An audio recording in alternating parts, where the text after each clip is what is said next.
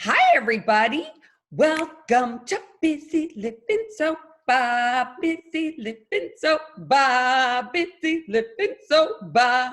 And we are in episode 191. I can't even believe that there's 191 episodes. And I'm very excited to have Shelby John here. Hi, Shelby. Hey there. I love your jingle. Super fun. Oh, thank you so much. Thank you so much for reaching out to me. You're welcome. I love your show. I love listening to any sober women and just women in general who are doing their thing. I just think it's so amazing what we can do when we really, when we do get sober and we start to learn how to live life on life's terms and put our foot in front of the other. And we just don't know where life's going to lead us. I find it very amazing to listen to other people's stories and their experience, strength, and hope. So thanks for having me. So that is like a perfect lead in. So will you tell us your story of experience, strength, and hope, please? I sure will. So I always say, and I introduce myself, I'm Shelby, I'm an alcoholic. I got sober in AA. My sobriety date is July 1st, 2002. And I have chosen not to take a drink one day at a time since then. And usually how I introduce myself is I say, this morning when I woke up, I asked my God to help me not take a drink today. And tonight when I get sober, I'll say, thanks for helping me keep me sober. And I do that every day because that's what I was taught to do when I got here. And for me, it was really important to learn how to follow directions. And, I thought I was a very disciplined person. I was educated. I had I was married. Had a master's degree, raging addiction. And I thought I had all my stuff together. What I didn't realize at all was I was just a scared little girl who didn't have any discipline. And I learned that here in the Big Book of Alcoholics Anonymous and the women who came around me to teach me how my alcoholism was not the glue that was keeping me together like I thought, but really the thing that was tearing me apart. And so I guess what I was like, I just heard this recently on another podcast. An older gentleman was sharing, and he was saying he hears people say things like what it was like, what happened to, and what it's like now. And that little nuance of I didn't ever pick it up before, but he was really honing in on that and saying, the Big Book doesn't say that. It says what I was like, what happened to me, and what I'm like today. And that really hit me, and it stuck with me for the last week or so. So I will say what I was like was, probably very similar to most of the women that you talk to, or maybe yourself included. It just, I was a scared little girl who never felt like I was enough, never pretty enough, smart enough, and whatever enough for whatever group or situation I was in. I don't know why I was like that. I came from a loving home. There was no real, identified alcoholism in my family. I had a regular childhood. We went to summer camp and we had a pool and we were privately educated. So the only thing I can say is that I have a genetic malfunction that makes my body process alcohol differently than others. And that became the coping skill that I used. So what happened to me was I kind of, drank alcoholically. I was a late bloomer. I didn't really drink that much in high school. My parents were rather strict. They had rules. I was scared of them, so I kind of followed them. And I picked up some stuff, a little bit later, like my senior year and then into college. And that's when my addiction really took off. I was really depressive type too. I didn't get that at the time. I didn't know anything about real mental health stuff, but I, was suicidal. I had 2 suicide attempts. I was the first one I did very much alone in my college dorm room. Nobody knew, but that's how I lived. And I thought that was sort of normal. I didn't really know. I knew I was crazy, but I didn't know it had anything to do with alcohol. So I just went through school. I did my thing. I was dating my high school sweetheart, who we're now married for 22 years maybe. We got married in 1998, whatever that is. And he had to deal with the wreckage of all of that as well. I kind of took him as my favorite prisoner and carried him along through that addiction. And he was the best thing that happened to me, and he was probably the only thing that helped save my life. So that's what it was like. You know, at the end of my drinking, I was desperate. I was overwhelmed. I was depressed. I was, um, again, I think I knew something was wrong. I lied to my therapist. I didn't, it doesn't help when you don't tell the truth. When you go to therapy, you should really tell the truth, because otherwise you don't get better. And, I remember the last one I saw, it was a year before I got sober and had that second attempt. And when we called and told her I was in the hospital, I think she was like so shocked, and I feel like your therapist should know like that you're on the edge, but she didn't. So, I can't hear you, by the way. I haven't talked. Oh, okay. You were laughing. I just wanted to make sure the sound was still on. So, that's what happened. At the end, I was just really desperate. I was just desperate for a change, desperate for a relief, desperate to just not be living that life anymore. And, I really didn't have any tools. I also feel like a lot of that stuff that was going on in my younger days, that not enoughism, that discontent, that, irritability was really just anxiety. But we didn't really call it that back then. So I didn't know what that was. I know kind of now looking back and as I've done my own work. And so what happened was, like a good alcoholic, I had some pretty amazing legal consequences right at the end of my drinking. I was paraded out of a professional environment, that conference I was attending as a direct result of my drinking. And that was really, should have been a big red flag, right? And a clue and a big eye opener, and like, oh, okay, there's something wrong. This is the thing. And yet, for me, it wasn't enough. I spent like about an hour of an interrogation situation with a police officer explaining why I wasn't drunk and how I knew I wasn't drunk, and I know my limits and all the things. So when I watched that interrogation video after I was sober for a little while, not very long, it was very early, it was really shocking to see that part. But it was also really helpful because it really helped me clue into the fact that I was really not well. I wasn't well at all. And so luckily for me, I had great people in my life to help walk me through that. I went to treatment, and, I spent the first 2 weeks in that treatment center trying to convince them that I didn't really belong there, and somebody was going to come get me. And I kept saying that, my family's going to come get me. I don't belong here. And nobody came to get me. And, when I got out of that treatment center, I kind of got busy. I did what I was told. Like I said, I got sober in AA. I always like to say to people I work with too, that AA is not the only way to get sober. I was told that in the beginning. It's just the way I know how. And so I'm really respectful of that. And however other people get to recovery, whatever that looks like for you, whether it's church or spirituality, whatever the way, white knuckling it, if it works for you and it keeps you sober and you have that peace and joy on the inside that you want, then it's working for you. So I personally think 12-step programs are really helpful. The fellowship that rose up around me was extremely helpful. The things that I learned through working the steps was extremely healing and helpful. And I still utilize that program today in my life. So that's what I did. I mean, I just got busy. It took me a long time to get it. I was not like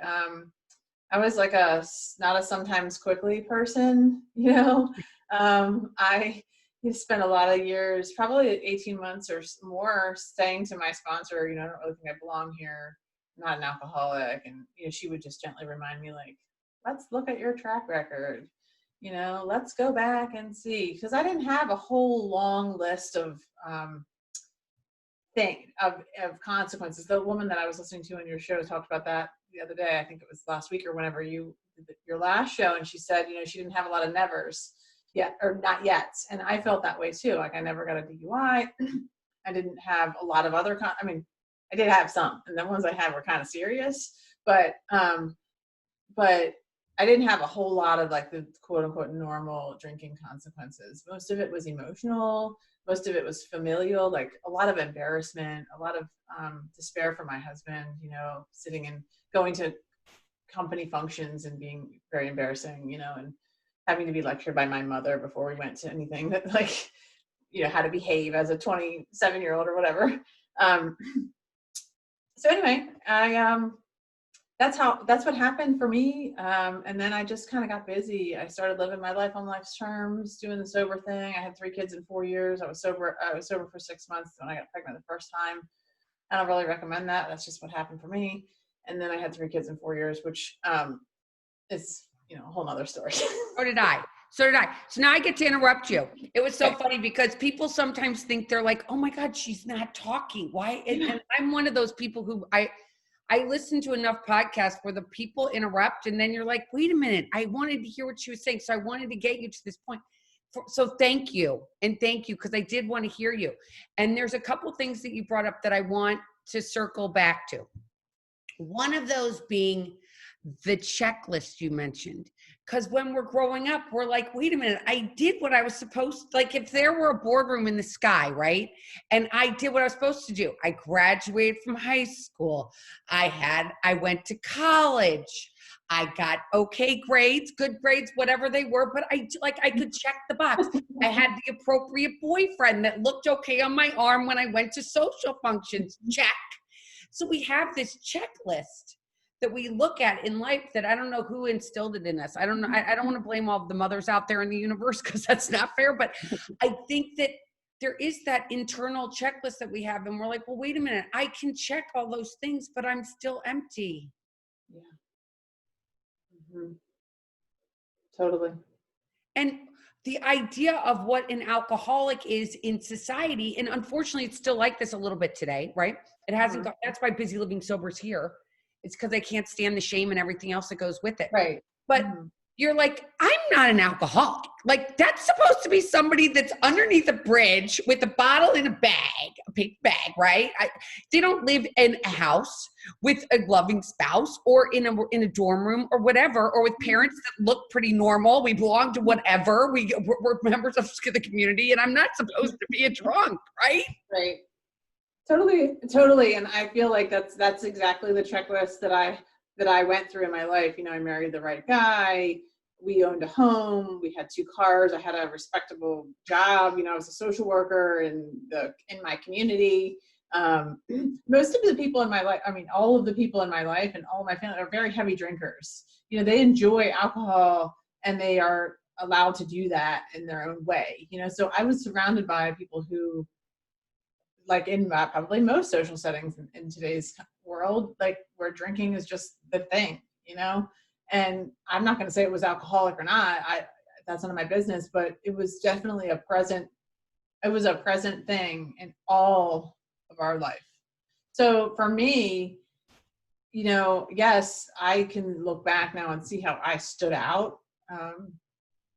That was not normal drinking. And I was also taught in treatment, early on too, that it's not about how much we drank, it's about what we felt like or what happened to us when we do. And so that was a huge distinguishing factor for me because I wasn't like necessarily a daily drinker. Towards the end, it was probably getting close, but I didn't have a lot of those isms, like maybe on the 20 questions or something. I probably had a lot of them, but like it wasn't the low bottom stuff, if we're going to go there. And so, but it's what happened to me on the inside, how I was feeling, how I was living on the inside. I couldn't have conversations with people outside of my mouth. I couldn't have appropriate relationships and talk in a normal way where one person talks and you respond and then you express a feeling and then you cry and then someone consoles. There was none of that. I couldn't accept a compliment. I just didn't have any of those life skills, emotional life skills. And that's what makes me different than others. And I love that because I think there's so many people that are out there, so many women especially, that are out there on the cusp, right?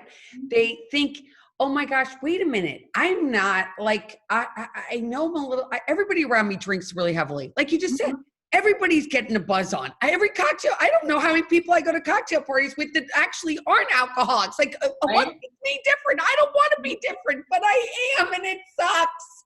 Yeah. Well, I don't know if you follow Laura McGowan, but I love her. And she wrote that book, We're the Luckiest. And it's an incredible book. And the thing that she says all the time is like, this is my thing. Like, I wish it wasn't my thing, but it is my thing. And to me, picked that up and made it my own as well. Cause I'm like, this is my thing. Like I always say to people, I would drink if I could, but I can't. I would drink if I could because everyone else is doing it and it seems like fun and whatever, but it doesn't work for me. And I think that that's the part that we come to, that it isn't for me. And I think that when you were talking about being in your dorm room and like having those feelings, like, I don't want to be here anymore. I just want to go away. I just want to die. It's too hard. This is too hard. Getting sober and life is not easy. I don't know whoever told us that life was fair. I don't remember going to that class in school where they said, oh, everybody's going to be treated fairly, because it's not true.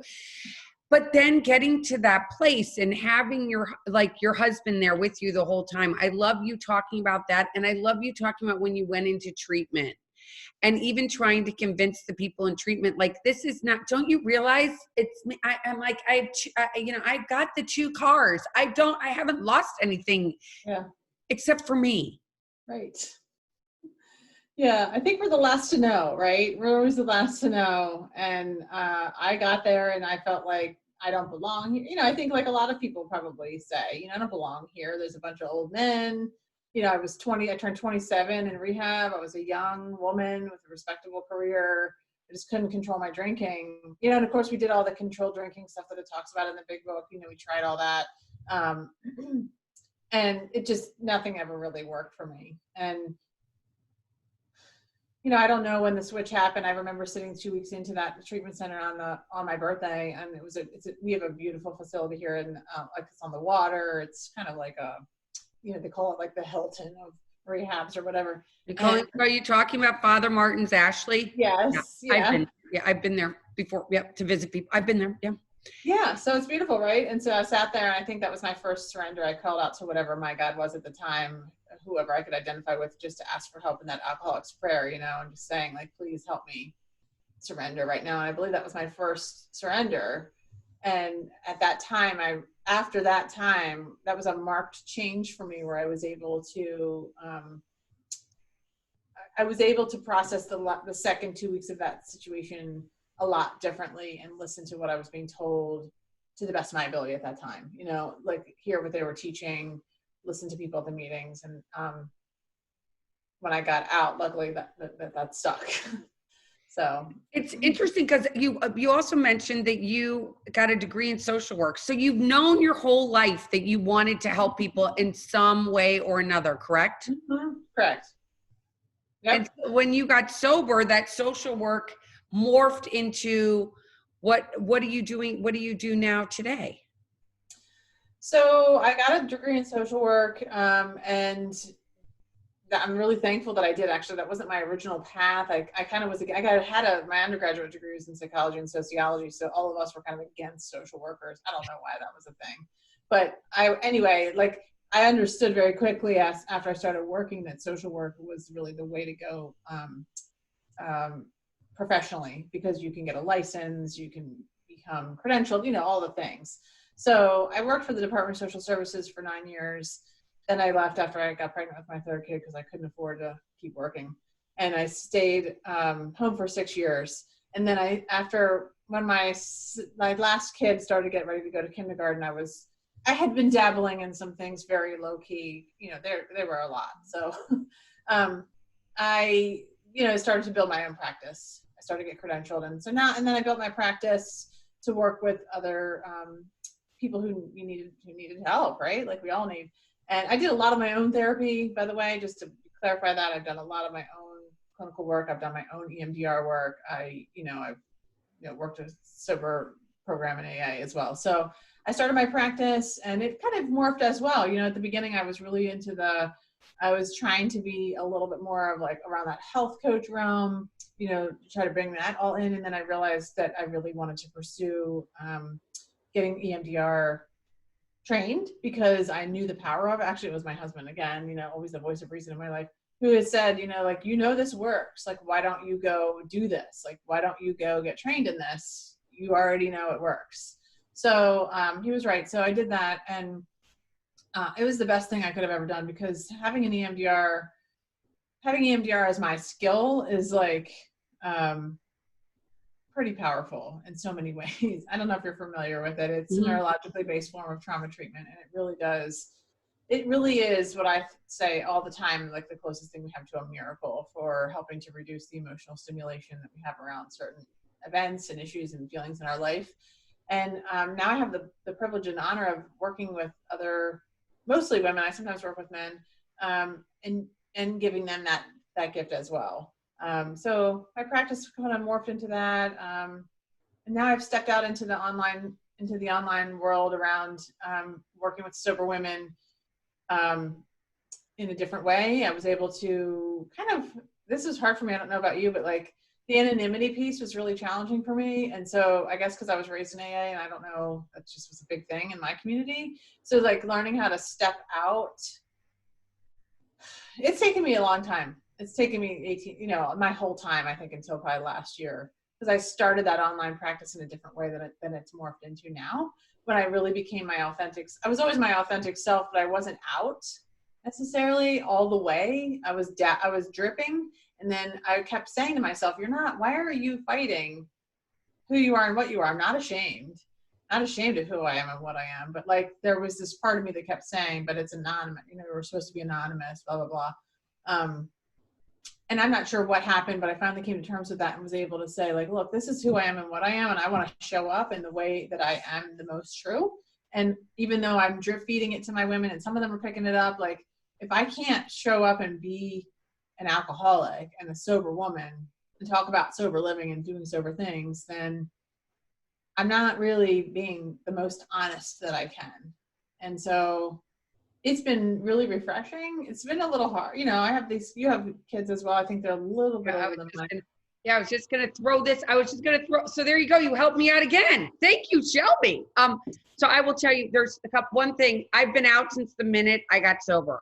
And a lot of people in my community, especially in 12-step rooms, were like, oh my gosh, and I don't want to say I went against the 12th tradition, but I've always been, I was an outdoor drunk. I was not in my house. I was at cocktail parties. I was the last one to leave a bar. I was at every benefit. I was at every black tie, every white tie, there I was. So everybody knew kind of. So for me to come out was like a big thing because and so in my community, everybody knows I'm sober. And so now, and that's what's helped get Bizzy Living Sober the way it is. Cause I've always been like, this is me. And I want to circle back to the kid part because I think for one, there's so many women that listen to the podcast and men, but I think that the part that the one thing with like the checklist, with the husband, with I'm not an alcoholic because I have all this stuff, and then being a mom. So I also too have 3 children. I did not get sober until my oldest was 10. Okay. So now he's 24 because I'll have 14 years in a couple weeks and on the 14th. But getting sober and being a mom is such a different, it's for me, I can speak for myself. Like for me, it was the biggest gift because I remember when my son was a freshman at college, he went to a fraternity party and he called me and he said, Mom, I have to tell you the craziest thing. And I said, what? He goes, Mom, these moms show up at the fraternity parties. And because us moms look so good these days, right? Like we're not like old fuddy-duddy moms, right? Like we all look good. We all work out. We're all really into making sure our hair is colored. Our teeth are white. We all look good, right? So no, he's like, Mom, some people don't know if they're a mom or not, right? They don't know if they're a mom or if they're a student. So they tie a yellow balloon on the mom's back. Get out. And then that's how you know it's a mom rather than another student. And so, because moms party, like, I'm going to be honest, if I were still drinking when he was at that fraternity party, I for sure would have been like, let's go toe to toe, dude. I got it. Let's play. I know how to play quarters with the best of them, right? Sure. But him saying to me, Mom, I'm so lucky that you aren't one of those moms that shows up at the fraternity party where they have to tie a balloon to your back. That's disturbing to me, honestly, because I'm entering into that phase. My oldest is 16. She'll be a junior. So we have 16, 15, and 12. And I feel like the culture is so, I'm sure it was probably the same when I was a young person. Maybe I was naive. I don't know. But as an adult, and a mom and a sober woman, I look at what's happening and find it to be really disturbing. uh, It's definitely, and you've been sober their whole lives, so they don't even know mhm. what it's like. So my kids barely, I mean, Kent was 10, and how much do you really relate to him? My daughter Hadley was 9, and Henry was 7. But it's so interesting because it gives your kids, I don't know, my house was kind of like the safe spot because I Mhm. had no alcohol in my house. I never had any Right, alcohol in my house, right? So all these right. kids would end up being at my house, and I'd be like, don't you want to be where you can at least go party? And they'd be like, no, we just need to hang out at Mrs. Chance's house. That's And awesome. because my anonymity, I'll remember when my youngest one graduated from high school 2.5 years ago. So he's a rising junior right now. So he starts school in just a couple weeks. But when he was at prom and he had all of his guy friends, they all were chanting, "Busy living sober, busy living sober," even though they all partake in it, That's right? awesome. And they all drink and they all try it. I know that they all try. It's part of growing up, right? And I can't keep them in a little playpen in my backyard for the rest of their lives. You'd I like to, right? I would have liked to so much. But I think with having a 12-step program and having that faith, right? And having tools and having a mom that goes out, and you mentioned that you get therapy yourself. Like, I think all those things and being honest with our kids, like for my kids knew from the very beginning, like, mommy's got a problem with alcohol, just so Yeah. you know. And you could have it too, just in Mhm. case. Just like if you had diabetes, right? Like, oh, you might not want to eat too much sugar because if you have too much of that, right? Right. Yep. No, I agree with you. And I was out in my community and like in my family, of course I was. Everybody, like I said, I think we're always the last to know, right? So most people know before we do. So, and I was really comfortable with that and fine. Like I didn't necessarily, I don't know, maybe it was just a blessing from God or whatever. Like I never had a problem because I'm still around a lot of alcohol, probably you too. Like Yeah. that never stopped because the people in my life are still the people in my life. And so we go out, my family, they all still do their thing. And so that's fine. And I've been blessed with, it doesn't bother me. I know the tools that I need to do to take care of myself. I know how to protect myself if need be. I know how, I know how to do all that. And luckily for me, like my first thought isn't like, I need a drink. Like that was removed from me very quickly. But living sober as a mom and parenting sober, is sometimes really challenging.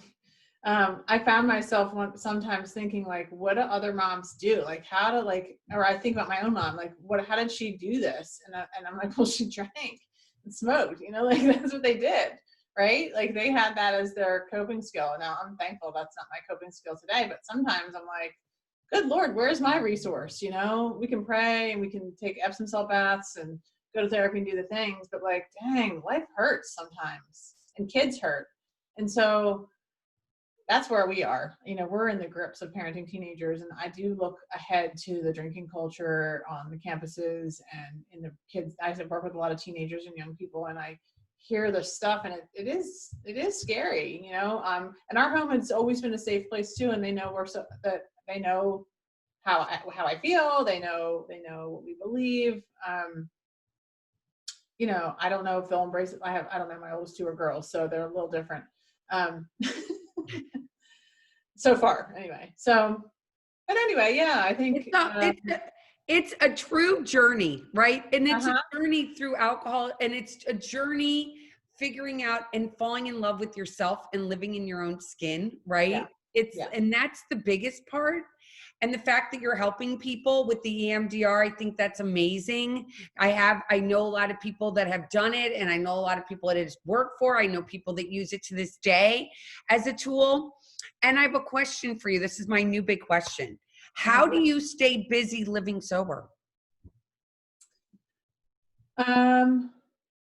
Well, things have changed a little in Yeah. the past 4 or 5 months. I stayed busy living sober with a lot of really busy kids. You know, they're 16, 15, and 12. They're heavily involved in their sports and activities. I have 2 in high school. My other one's in middle school. Like, so we were really busy living sober, doing like club sports and traveling and doing the high school stuff and just a lot of driving. That's how I stayed busy living sober in my car. With the quarantine, it changed a lot because a lot of that stuff was taken away from us. And I'm not going to lie, in the beginning, it was a little weird. You know, like we went through a little bit of a, I don't know if it was real depression, maybe low level, but just kind of a letdown, like a little bit of sadness, loneliness, just thinking, what am I supposed to be doing? My life has really been tied up to these kids, you know, and our family. And so that was an adjustment.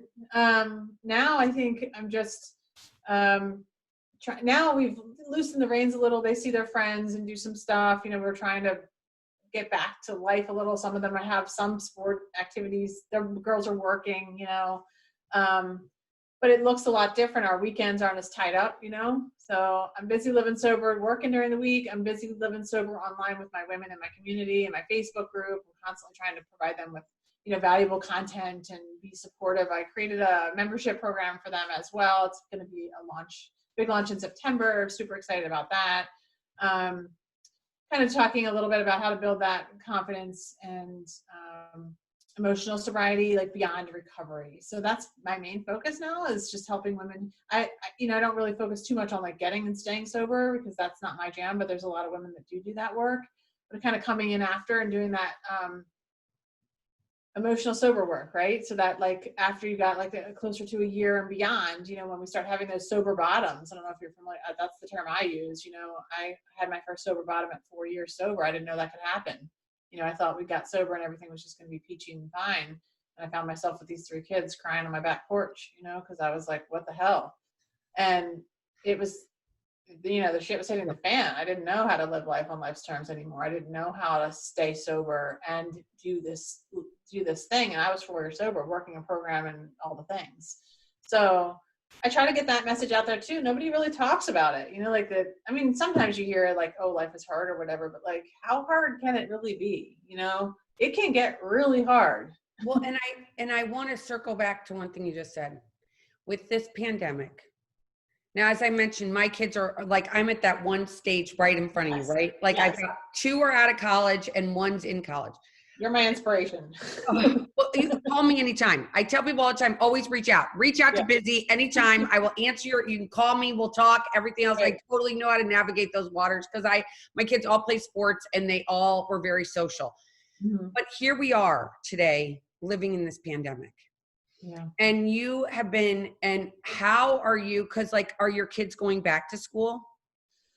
So we have 3 kids in 3 different schools, which is not ideal, but that's how it is right now. So the public schools here in our county have, no one's going back. It's all online. The 2 that are in private schools, the youngest ones is a very tiny private school, and they have said they are going back with whatever precautions. The middle one is going to be a sophomore in high school. Her high school just yesterday, but we kind of were counting on them going back. I kind of felt like, oh, these private schools are gonna, a lot of them in our area are going back, the privates. And they just sent a message that said they're delaying their decision till closer to the start based on what the governor said about not reopening stuff or whatever. I'm not even sure. I was a little disappointed. They're very disappointed. I feel very sad for them. I don't know how to help them in a lot of ways because we've never experienced anything like this before, except for to talk about gratitude and, you know, how we carry on in adversity. You know, like we do a lot of that. Just try to support them emotionally. I had one that went through a very difficult time. The oldest one spiraled down very bad, you know, in May and from March to May. And, you know, so we've been dealing with that. I don't know. It's weird. You know, both of us work from home. So that's a dynamic that's not at all easy when you have 3 kids in your house too. Like they want to have friends, but like they have to be respectful of us working, you know, like, so it's just new, challenging. And nobody's done no right answer. Right. Yeah. I feel like there's no right answer. I think that's one of the things like the rub that we have here sometimes between my husband and I sometimes is he's like very logic based and like wants it to like line up and be in order. And like, there's so much more to it, the emotional side of things, and just how there's no right answer. It's not a math problem. You know, you don't end with 2 + 2 = 4 and that's the solution. It's sometimes things are okay for some, sometimes things are not okay for others. It's been very challenging to navigate. We just try to take it one day at a time. We can't plan, so I just kind of stick it 1 week at a time. Like, what are we doing this week? You know, where do people need to be? That's all we can do. And it is so true what you said, because I think that there are so many, they're kids, right? They're kids. And even mine that are big, you know, they have their own things. They can't go to the office. My son has to work from home. My daughter's she just graduated virtually. So that came with its own things, right? Like, she didn't get to walk and have this beautiful ceremony and everybody celebrating her, which of course made her in some ways stomp her feet and be like, Right. and it's giving them the opportunity to share those things. So I commend you for getting through with your daughter, because it is. And I think when we're drinking, we tend to like just go pick up that drink, and then we can't hear what our children are saying to us, even adult children, because it becomes about us again, because we're selfish and self-centered to the core as alcoholics, right? That's the root of our problem. Right. And I think the challenge, and you're speaking about parenting as a sober woman, and maybe you can relate to this, but like speaking about that specifically, I know that selfishness and self-centeredness is the root of my problem today. And I try to check myself regularly, you know, when the 10 step and the 12 and 12 talks about when we're disturbed, that there's something wrong with us. And I deeply believe that. And I find myself trying to do that quick inventory a lot to figure out, well, what's going on with me? What is bothering me about this? Why am I getting so activated? But then when you have teenagers in your home who are naturally selfish and self-centered just because that's the way their brains are functioned at this point still, I feel as though that rub is for real, right? Like, and so then so I say regularly here to the adults, like, we have to stay in our adult brain. You know, we have a prefrontal cortex that is fully formed. They do not. And so we have to stay in our adult brain and slow ourselves down. I'm speaking for myself too. Like, I have to slow myself down and like ask myself those questions. What am I afraid of? That's my favorite question, because generally for me, speaking, any activation is usually fear-based. What am I afraid of? What about this is bothering me? Can I change it? If so, how do I do that? If I can't, how to accept it? Like, I do that quick inventory on a very probably daily basis sometimes, because I feel like they're always coming at us with, can we do this? Can we do that? Can this person do that? You know, so I'm always making those quick decisions. But I think the battle between the selfish and self-centered sober alcoholic and the naturally self-centered teenagers is definitely a challenge. Oh yeah, and I think that sometimes we assume because they're in these big bodies and they look like a grown-up, that their brains really aren't there. And we're getting close to the end here, and I'm just going to end with this quick story. So I have a child that went to a party at one point, and at the party they were handing out handles of vodka. Okay, that's what they do today, right? Good, bad, or indifferent. I don't know. Good, bad, or indifferent just happened. And he went and he was like, oh my gosh, they gave out these handles of vodka and we were supposed to drink it. And I said, well, why didn't you go to the bathroom and you can pour it out, because it looks just like water, and fill it up with water? Now, a child who is 20, 21 years old has never experienced something like that. Now, because I'm 50, and I'm 51 now, actually, 51 and a half. I've been through these situations, right? Right. And so I knew, and he was like, I never thought of that. But how could they? Because they don't, it's, you know, the reality is they can't, if you don't have the life experience, you don't have the life experience. And we expect them to have these, because you look like you're an adult, you should act like adult, but their brain's like, but all I've been doing is really playing with Legos, and now you introduced me to girls or boys and all this other big stuff that I have no idea about. I totally agree with that. And that is the definition of, like, I think working with teenagers. And the problem is you do look at them, and then the other side is the disappointment. I don't know about for me and us, we just have been hurt so much. You know, I feel like our hearts get broken regularly here. And that disappointment comes because you do look at them and you're like, well, dang, you look like you're 20, basically, and you're 16, so we know it, but like, so you're thinking, like, they make these really good decisions over here. You're like, oh, you're doing good in school. You're doing, my oldest, she has 2 jobs, but like, then you're over here, like, kind of still doing the things that are really not good for you. And you don't get it. Like, so I don't know. They don't have developed fully frontal lobes, and they won't for 20, until they're 25. Exactly. It's crazy. Well, it was such a pleasure to have you on. It was such a pleasure. And let us know. I'll put the information on the website when you launch your new membership. Sure. I think it sounds really interesting and a great tool for people that are out there. It sounds awesome. Thank you. I'm so excited about it. It's come together really nicely. Everything's in there, just ready to launch. Well, it's really awesome, Shelby. And I'm so glad you reached out to me. I'm so glad we finally got this. We finally made it happen. And I know. And I'm thinking of you during these crazy times in the pandemic, lots of good hugs and everything from afar. And I really wish you all the best. And please keep in touch, will you? I will, for sure. You have lots of wisdom. Awesome. All right, everybody. Until next time, keep getting busy, living sober. Bye-bye, everyone.